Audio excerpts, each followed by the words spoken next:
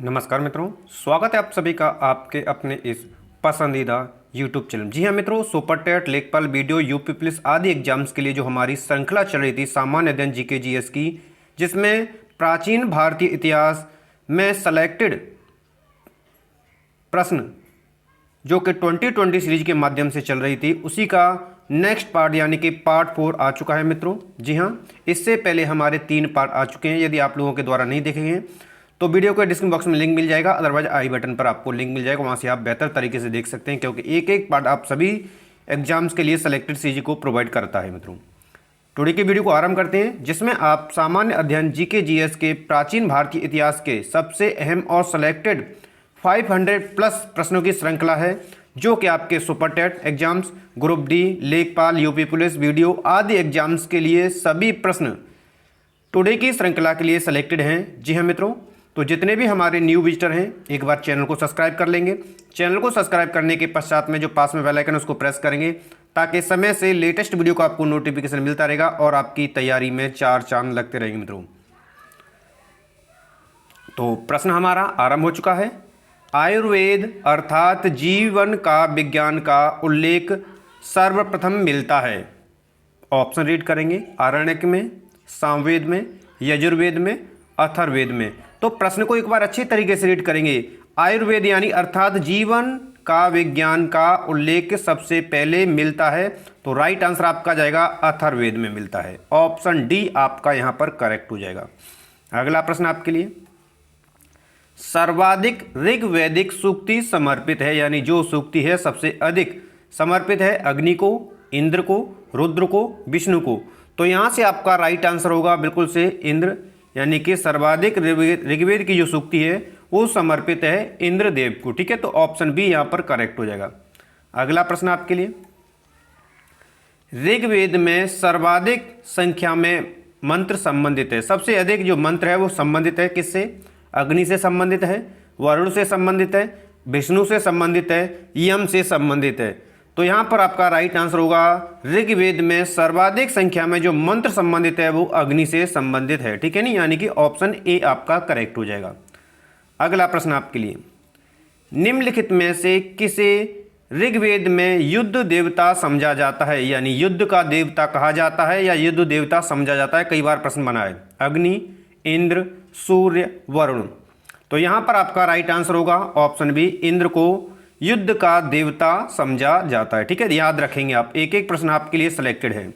अगला प्रश्न आपके लिए, निम्नलिखित में से पूर्व वैदिक आर्यों का सर्वाधिक लोकप्रिय देवता कौन था? पूर्व वैदिक आर्यों का वरुण था, विष्णु था, रुद्र था या फिर इंद्र था? ठीक है, तो यहाँ पर आपका राइट आंसर आएगा ऑप्शन डी, यानी इंद्र था पूर्व वैदिक आर्यों का सबसे लोकप्रिय देवता। ठीक है, अगला प्रश्न आप सभी के लिए, गायत्री मंत्र किस पुस्तक में मिलता है? उपनिषद में मिलता है, भगवत गीता में मिलता है, ऋग्वेद में मिलता है, यजुर्वेद में मिलता है? ठीक है, तो यहाँ पर आपका राइट आंसर हो जाएगा ऑप्शन सी, गायत्री मंत्र का जो उल्लेख है वो मिलता है ऋग्वेद में। ठीक है, एक एक प्रश्न सेलेक्टेड है, तो वीडियो को लाइक शेयर करते चलेंगे। नेक्स्ट आपका, गायत्री मंत्र की रचना किसने की थी? ठीक है, मोस्ट इंपोर्टेंट प्रश्न, वशिष्ठ के द्वारा की गई थी, विश्वामित्र के द्वारा, इंद्र के द्वारा या परीक्षित के द्वारा की गई थी? ठीक है, तो यहाँ पर आपका राइट आंसर आएगा, गायत्री मंत्र की जो रचना की गई थी वो विश्वामित्र के द्वारा की गई थी, यानी ऑप्शन बी आपका यहाँ पर करेक्ट हो जाएगा। अगला प्रश्न है, पुराणों की संख्या है 16, 18, 19, 21। तो पुराणों की संख्या कितनी होती है? 18 होती है, यानी ऑप्शन बी आपका करेक्ट हो जाएगा। अगला प्रश्न आपके लिए, श्रीमद् भगवत गीता मौलिक रूप में किस भाषा में लिखी गई है? कौन सी भाषा में श्रीमद् भगवत गीता को लिखा गया है? संस्कृत में, उर्दू में, पाली में, हिंदी में?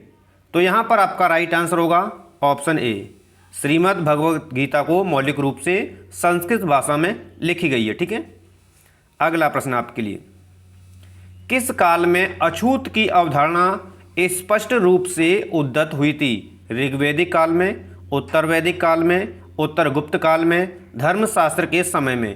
प्रश्न को एक बार अच्छे तरीके से रीड करेंगे तो यहाँ पर आपको आंसर मिल जाएगा ऑप्शन डी, धर्मशास्त्र के समय में सबसे अधिक अछूत की अवधारणा को या स्पष्ट की गई थी या उद्धत हुई थी। ठीक है, अगला प्रश्न आपके लिए, सत्यमेव जयते शब्द कहाँ से लिया गया है? मनुस्मृति से, भगवत गीता से, ऋग्वेद से, मुंडक उपनिषद से। ठीक है, तो सत्यमेव जयते मोस्ट इंपोर्टेंट है, आपका प्रश्न कई बार एग्जाम में बना हुआ है। तो राइट आंसर आपका हो जाएगा यहाँ पर ऑप्शन डी, मुंडक उपनिषद से लिया गया है सत्यमेव जयते। अगला प्रश्न आपके, ऋग्वेद की मूल लिपि थी देवनागरी लिपि, खरोष्टी, पाली या ब्राह्मी? तो ऋग्वेद की जो मूल लिपि थी वो ब्राह्मी लिपि थी, यानी ऑप्शन डी आपका यहाँ पर करेक्ट हो जाएगा। अगला प्रश्न है, अवेस्ता और ऋग्वेद में समानता है। अवेस्ता किस क्षेत्र से संबंधित? दोनों में समानता है, ये आप समझ लें, लेकिन प्रश्न पूछा गया अवेस्ता किस क्षेत्र से संबंधित है? भारत से, ईरान से, इस्राइल से, मिस्र से?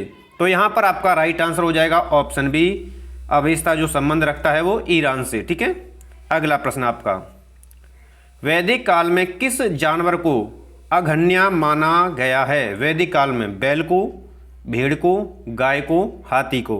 तो यहाँ पर आपका राइट आंसर हो जाएगा ऑप्शन सी, गाय को माना गया है अघन्या। ठीक है, अगला प्रश्न आपके लिए, जीविकापोर्जन हेतु वेद वेदांग पढ़ाने वाला अध्यापक कहलाता था? क्या कहलाता? आचार्य कहलाता था, अधर्वीय कहलाता था, उपाध्याय कहलाता था या फिर पुरोहित कहलाता? यानी अपनी जीविकापोर्जन हेतु सिर्फ वेद वेदांग पढ़ाने वाला अध्यापक कहलाता था। ठीक है, तो राइट आंसर यहाँ पर हो जाएगा उपाध्याय कहलाता था वो। ठीक है, तो क्या कहलाता था वो? आपका आंसर हो जाएगा सी, बिल्कुल से करेक्ट। अगला प्रश्न आपके लिए, नेक्स्ट है आपका, गौतम बुद्ध का जन्म कब हुआ था? 563 ईसा पूर्व, 558 ईसा पूर्व, 561 ईसा पूर्व, 544 ईसा पूर्व? तो यहाँ पर आपका राइट आंसर हो जाएगा ऑप्शन ए, गौतम बुद्ध का जन्म जो हुआ था वो 563 ईसा पूर्व हुआ था। ठीक है, अगला प्रश्न आपके लिए, गौतम बुद्ध की माँ किस वंश से संबंधित थी? शाक्य वंश, माया वंश, लिच्छव वंश, कोलीय वंश?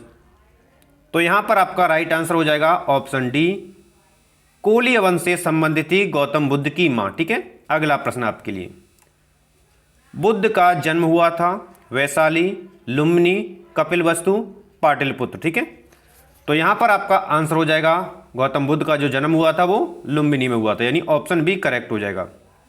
अगला प्रश्न आपके लिए, निम्नलिखित में से कौन एक अशोक का अभिलेख इस परंपरा की पुष्टि करता है कि गौतम बुद्ध का जन्म लुम्बिनी में हुआ था? यानी ऐसा कौन सा अभिलेख है जो अशोक के द्वारा लिखा हुआ? ठीक है, बासड़ स्तंभ अभिलेख, निगाली सागर स्तंभ अभिलेख, रामपुरवा स्तंभ अभिलेख, रुम्नदेई स्तंभ अभिलेख? प्रश्न को एक बार अच्छी तरीके से रीड करेंगे तो समझ आ जाएगा कि आंसर क्या होगा। तो यहाँ पर आपका आंसर मिल जाएगा आपका ऑप्शन डी, रुम्नदेई स्तंभ अभिलेख जो है अशोक का, जो कि इस परंपरा की पुष्टि करता है कि भाई गौतम बुद्ध का जन्म जो हुआ है वो लुम्बिनी में हुआ था। ठीक है, आंसर आपका करेक्ट हो जाएगा ऑप्शन डी।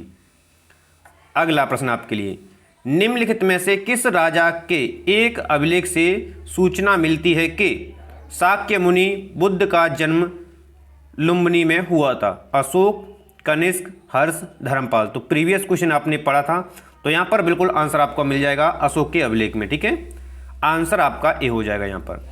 अगला प्रश्न आपके लिए, महात्मा बुद्ध का महापरिनिर्वाण कहाँ हुआ था? या महापरिनिर्वाण हुआ था उनका लुम्बिनी में हुआ था, बोध गया में हुआ था, कुशीनगर में हुआ था या फिर कपिलवस्तु में हुआ था? ठीक है,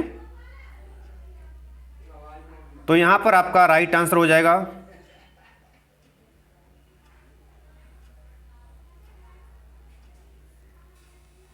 ऑप्शन सी, कुशीनगर में। ठीक है,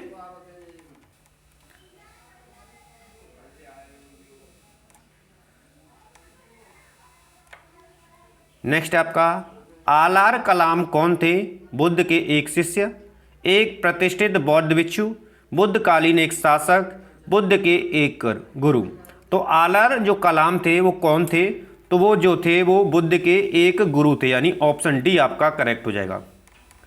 नेक्स्ट आपका, महात्मा बुद्ध ने अपना पहला धर्म चक्र परिवर्तन किस स्थान पर दिया था?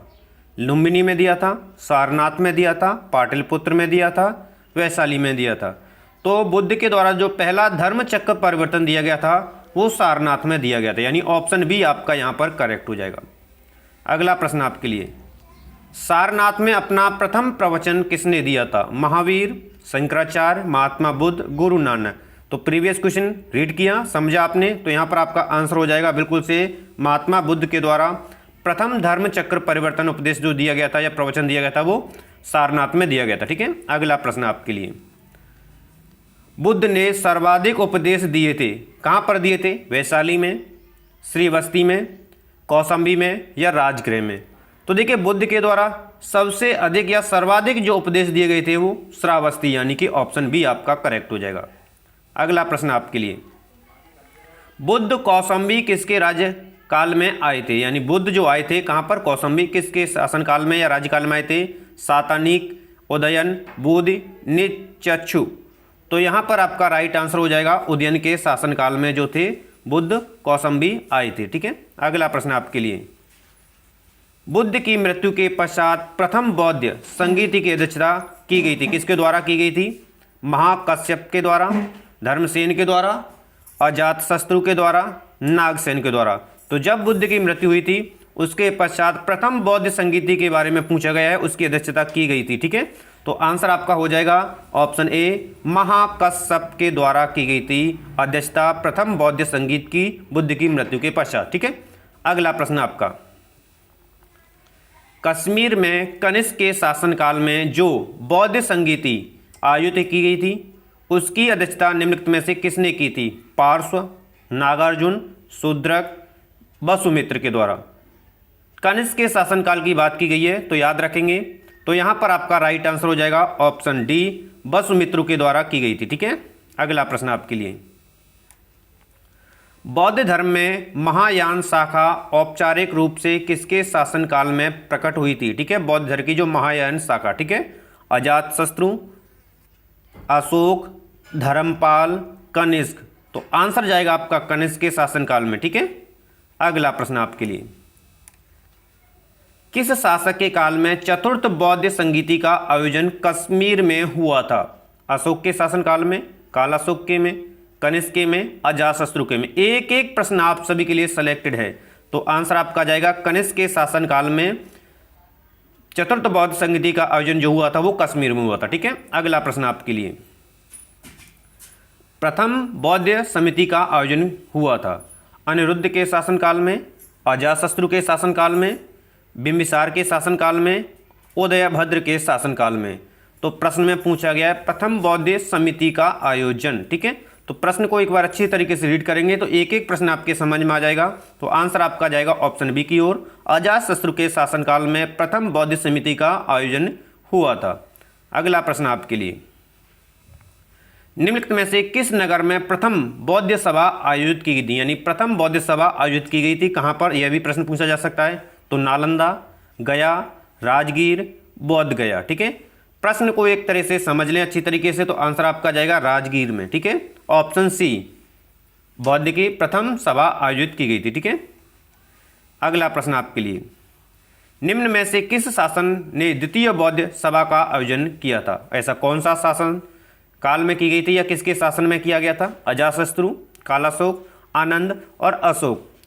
एक एक प्रश्न सेलेक्टेड है मित्रों, तो आंसर जाएगा ऑप्शन बी की ओर, कालाशोक के शासनकाल में। ठीक है, अगला प्रश्न आपके लिए, भारतीय कला में बुद्ध के जीवन की किस घटना का चित्रण मृग सहित चक्र द्वारा हुआ है? ऐसी कौन सी घटना है, ठीक है, जिसका चित्रण किया गया है मृग सहित चक्र में? ठीक है, मृग सहित चक्र। प्रश्न को एक बार अच्छी तरीके से रीड कर लें, अंडरलाइन कर लें, स्क्रीनशॉट ले लें, कई बार एग्जाम बना हुआ है। महाभिनिष्क्रमण, संबोधि, प्रथम उपदेश, निर्वाण। तो यहाँ पर आपका राइट आंसर जाएगा ऑप्शन सी की ओर, बौद्ध के प्रथम उपदेश का चित्रण हुआ है मृग सहित चक्र द्वारा। ठीक है, एक एक प्रश्न आपका इंपोर्टेंट था। तो टुडे की श्रृंखला के थे ये थी हमारे लगभग 35 प्रश्नों की श्रृंखला जो कि 2023 के माध्यम से पार्ट 4 के माध्यम से आपको प्रोवाइड की गई है।